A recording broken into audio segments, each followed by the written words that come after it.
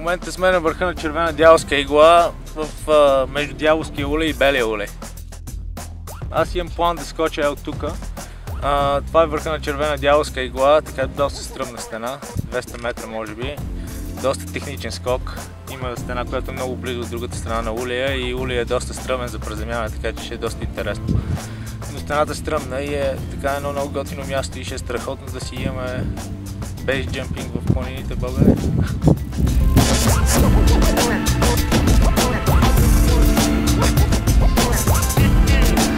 Надморската височина тук е 2461 метра, мисля, че стената някъде от порядъка на около 200 метра. 700 фута горе-долу са грубите изчисления.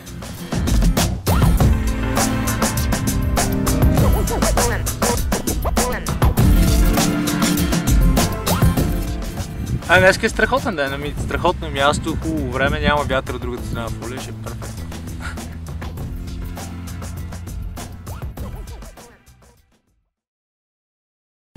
3, 2, 1, here!